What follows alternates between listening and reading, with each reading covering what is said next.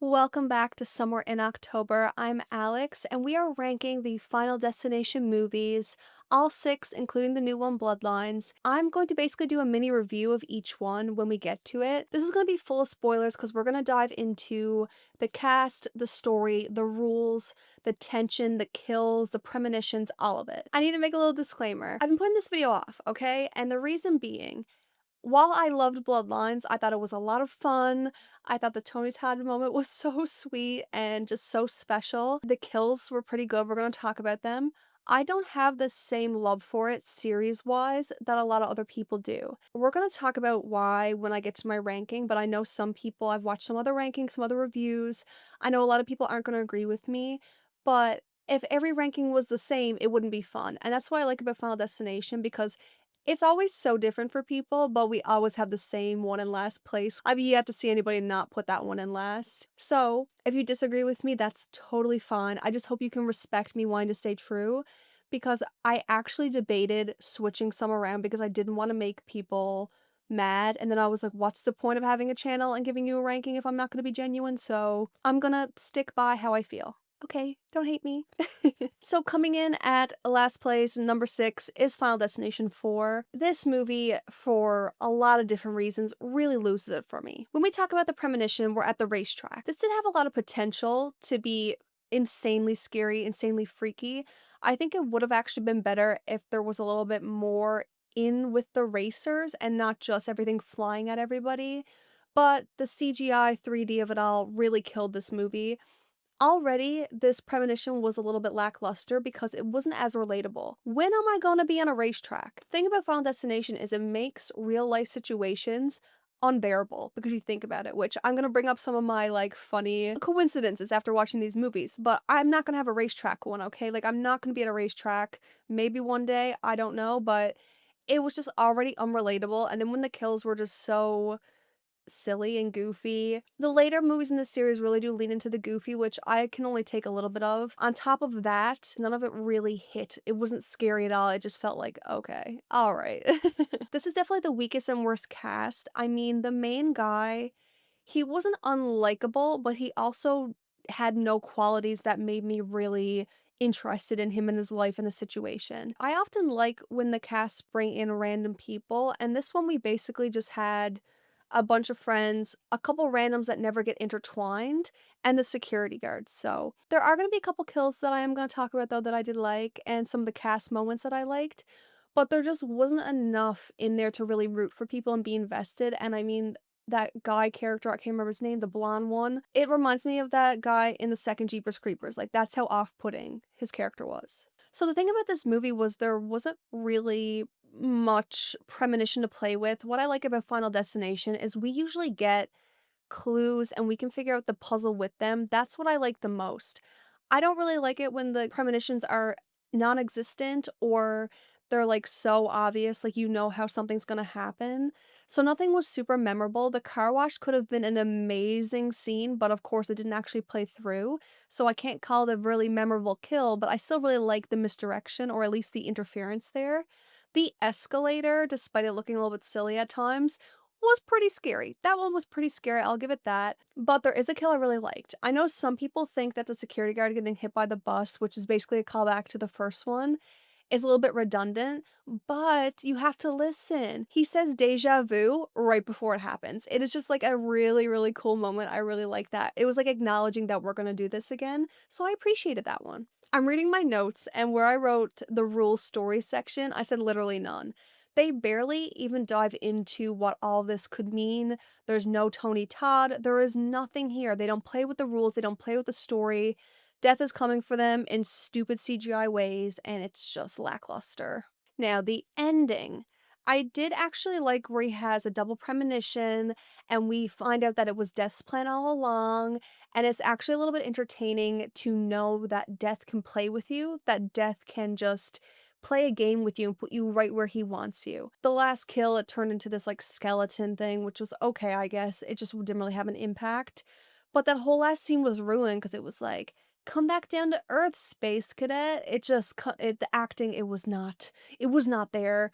A lot of this movie just not great. I mean, it's enjoyable enough, I guess. Like, I didn't hate it. I didn't think it was absolutely garbage because I like Final Destination and the premise, but it was just such a weak point when you put other ones next to it. Coming in at number 5, this is where a lot of you guys are gonna be like, "What the hell, Alex?" And you need to hear me out, and if you don't wanna hear me out, then I guess you're leaving. But the next is Bloodlines. Listen, I liked Bloodlines, I thought it was really entertaining, a lot of fun, some of the kills were really great, which we'll talk about, and some people, and I think this is where it differs, some people really wanted them to break the mold. They wanted the Final Destination concept, but to do something different with it, so they love this one. For me, I love the tried and true mold that we put them in. Premonition, figure out the order, figure out the rules, and then everything else plays into that. I like that. And the reason why Bloodlines, when I think about it in the series, when I go to rewatch this, for me to watch 1 to 5 and it end with how 5 ends is more perfect to me than adding Bloodlines. I know Bloodlines has references, but without that Tony Todd tie-in connection reveal, it wouldn't really mean much to me. It really felt like a standalone or a spin-off. And what I kept thinking is when you think about The Monkey, we watched that earlier this year, or it released earlier this year. I don't know if you've watched it. It's a very similar premise where when you turn the key on the monkey, death is coming for someone and you won't stop it. And we get these really random kills, blah, blah, blah. They could basically fit in the same category as well. Bloodlines did not have enough connection and enough of the mold for me to buy into it. We started with a premonition, but then the main character that we follow doesn't have premonitions. They tease for a moment that she can like put clues together, but that doesn't happen again. It just really lost that for me. I also don't love the family dynamic. The only saving grace was Eric Campbell as a character. He carried that movie. I loved every minute. His kill is the best kill. Everything else, it didn't work for me. It did not fit into the Final Destination fantasy that I have. And I like how 5 ended better than this one. The ending, I do like when they're ruthless with it, so I do respect that they did that. But the logs look so fake, guys. Some of the CGI, like, I know some of it was practical, and I appreciate that, and I love it for it. But even sometimes, like, the coin in the premonition, I just couldn't. So now that you've gotten why, let's talk a little bit more about this one. So the premonition, cool concept, and I have in Canada, we have the CN Tower, which is very similar, and I will never get up in it. I've always avoided it, now I'm definitely not. So did it bring a fear? Yes. Is it kind of like the racetrack and a little bit unrealistic? Also, yes. Like, not a lot of people are gonna find themselves in that situation. I did like how long they stretched it out. I love the degloving, that was crazy. I love the vibes with the music, and I loved all of that. I really did, and I loved the scary escalation of it all. But there were parts in it that just didn't, again, look and or feel as real as I wanted to. Again, sometimes the coin, it didn't even look like a real coin. Like, could we not just make the coin look real? I don't know. It just didn't get me. It didn't get me where I wanted it to go, and I can appreciate it for what it was. Like, this movie as a standalone, great movie, great fun. But when I think about it compared to others, it doesn't work for me. The cast was cool. We did have a lot of like complex relationships, but again, I didn't like it better when there's random people put together. We're gonna get to that, especially in Final Destination 2. I think that was one of the coolest aspects of it. I don't know what it is. Maybe I need to unpack it with a therapist, but when I watch movies with family dynamics, I just can't buy into it. I'm not as invested. Like, obviously, I want the family to have a happy ending and they don't, which is great. Is that weird to say? Because it's family dynamics, it always has that little cheesy underlayer, I feel. It's also when you have someone super in love, sometimes it feels a bit corny, so that's just where it lost it for me. And the visions, like I said, were basically non-existent, so we really lost a main component of this, which I love. Like, one of the most memorable parts was when the garbage truck situation happened, and it's because we were playing around with it, and there was misdirection, and there was a lot of misdirection in this, but nothing with visions. So you couldn't really play along, you were just experiencing it. I will say I was walking the other day and the garbage truck came and I was right next to the buckets, containers, and I was like, am I about to Final Destination myself? Like, what's gonna happen? Now, the rules in the story. I love getting Tony Todd's story. It was really refreshing to see who he is. He's not really like the Grim Reaper, he's not death himself, he is this kid. When we get the rule in Final Destination 5 about you can kill people and get their life, my first thought, which totally twisted, was about a baby. So when they addressed that in that, it was so funny. Like I said, Eric Campbell and that kill with the MRI machine was so good. That is like one of the top tier Final Destination kills, without a doubt. The lawnmower one was also great. The garbage truck one I also did like. Like, there was a lot of good kills, a lot of good fun.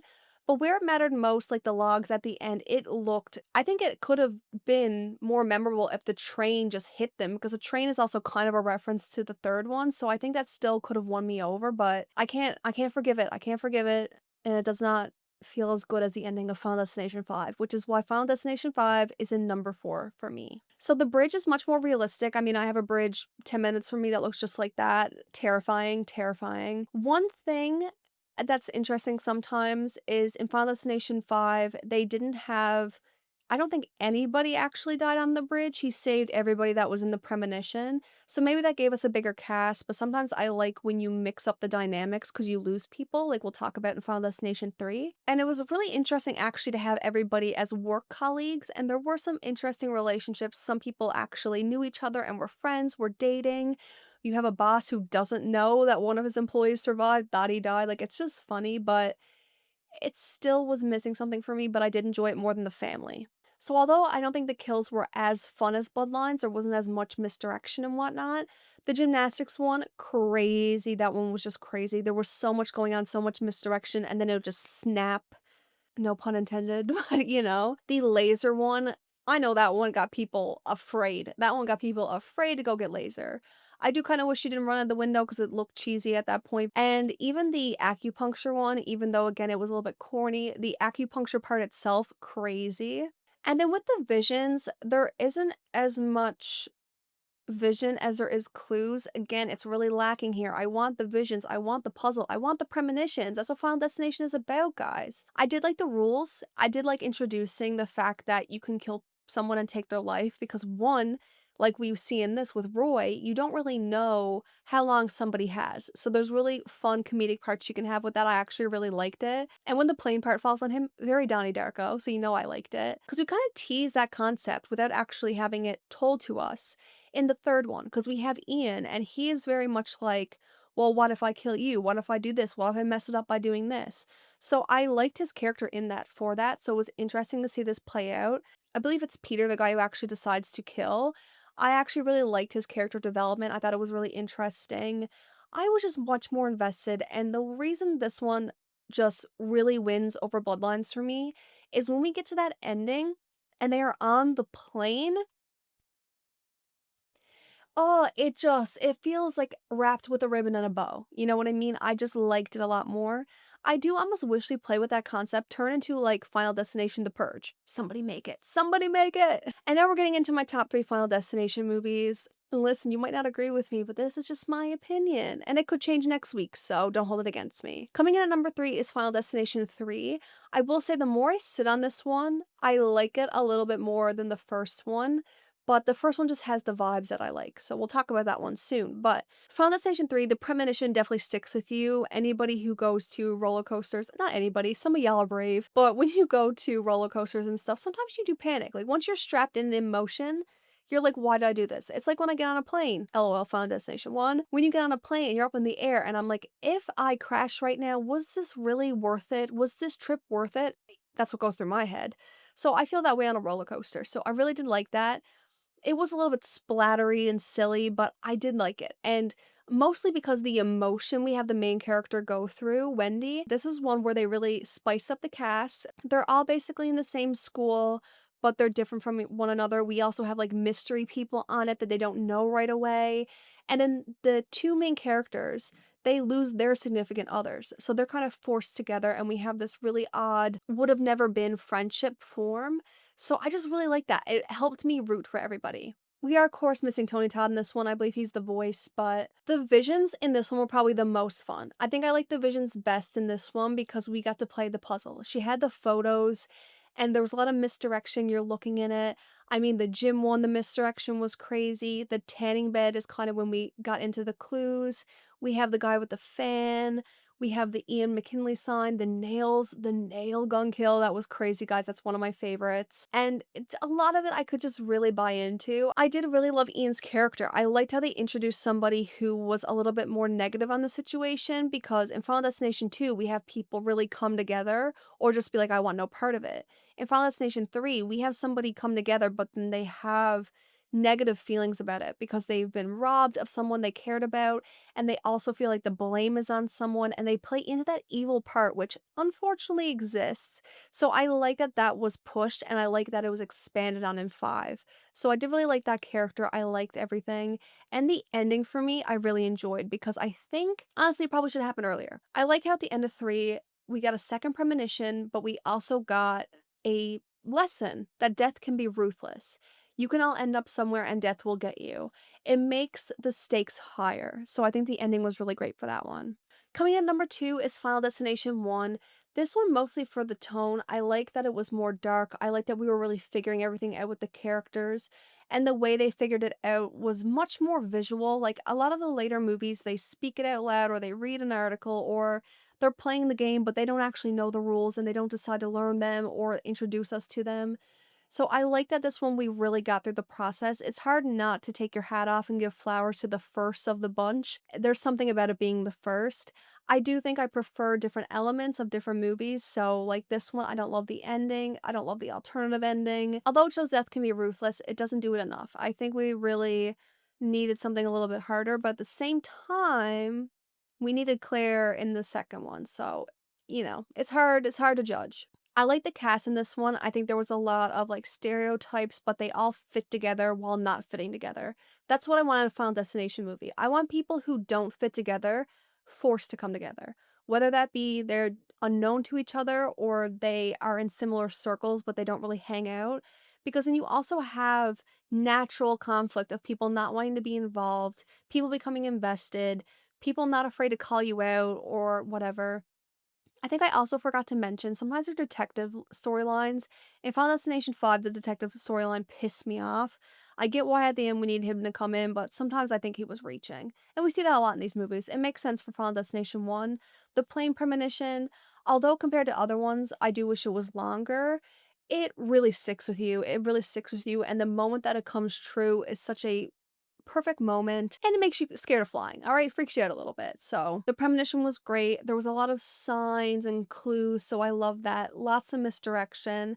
Some of the memorable kills, of course, is the teacher. There's so much misdirection there. What's his name? Can't remember. At the train tracks, the bus, like, this is where we get introduced that people are not just gonna like get sick or something tragic happen. It's gonna be friggin' weird. So it set the tone, it's memorable, and it's just one that sits in my heart, I think, because it's the first one. It's a little bit more special. Then we have my number one. My number one is Final Destination 2. This one lives on as my favorite because I think they got a really good balance of goofy, unrealistic kills and darkness in dark moments because there were kills that were so silly. The man with the hook in the elevator, the barbecue, the wires cutting through somebody, like goofy and weird, but the tone was not too stupid. And this premonition is by far the best premonition. Log trucks, everybody's avoiding them. I'm avoiding them all the time. Anytime I see it, I'm just like, nope, I'm not being involved. I don't want to be around. I'm not even being in the distance from you. I'm pulling over, and when you reach your destination, I'll drive again. When something sticks with you like that, it's hard not to pay respect to it. But there were so many weird ways people died with the log truck, which I think is really cool. That's what I think is kind of missing from some of these premonitions. Like when you did the bridge, they did try to be like, oh, what are other ways you can die besides falling off a bridge? You had the tar or whatever it was, you had the sailboat thing, you had a car falling on someone in the water, but it didn't feel realistic enough. And with the plane, everybody just obviously died on the plane. Things happen, but it was a plane crash. But this one was like, okay, logs are gonna fall, but here is the domino effect of that. That's what I like. That's what I like to see. And this is the best cast, in my opinion. Although Final Destination 3 probably has the best lead or Final Destination 1, I like this class because we get Claire back, even though I think they did her dirty. But there's so many random people that all have to come together. That is the vibes that I like. That is the relationships. That's what I can buy into. Because also when you have random people, you don't have all these like backstories and complicated things that you need to dive into and say out loud because they're just getting to know each other. So all their conflicts exist in the present. We don't have to keep diving into past that we don't see. I like the visions more like puzzles. I still like Final Destination 3 the best. I think the pictures, I think anything like that is much cooler. But I also think if somebody's gonna get one premonition of death, you might as well give them all premonitions, give somebody premonitions throughout the movie. Let us play. Let me solve the puzzle. And it's like in Final Destination 3, at the beginning, there was like a art piece, like a circus art piece kind of somebody with nails all through them. And the film first watches, which are, by the way, all on my Patreon, they get blocked on my main channel. I can deal with not being monetized. I can't deal with being blocked. So they're on Patreon. But I said, is this foreshadowing?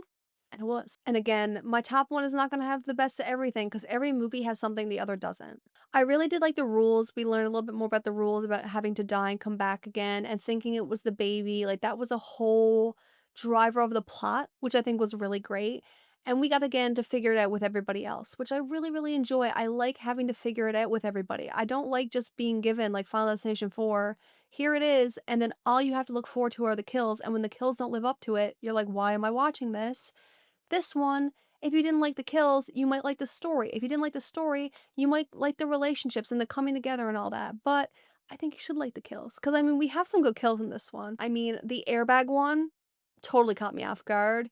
Love the barbecue one. Again, I like the goofy as long as it's introduced in a more organic and not like super stupid way. The eye with the stairwell, that was really great. And it felt like it referenced the teacher, how much absurdity was going on. Because at first you're like, is this going to be a repeat of what the teacher went through? Nah, it was that spaghetti he threw out the window. Oh, of course. The one where the glass falls on the kid. So much misdirection. Like this movie just gets everything for me, even if it's not perfect in some areas. It ticks all the boxes. Now, the ending. The ending gave us something that can be used in the future. So I think that's important. We couldn't get this ending like Final Destination 3, which I preferred, or Final Destination 5, which I preferred, but we got to learn something from it, so I can forgive it. I did like the misdirection, but there are some times watching these movies, I'm like, would it really work like this? Like, death is so elaborate. Would he really let you get out? Would he really let you come back to life? I don't know, but I'm just gonna take it at face value, and I really liked it. So let me know what you think. If you're disappointed in me with my Bloodlines ranking, I hope you can understand.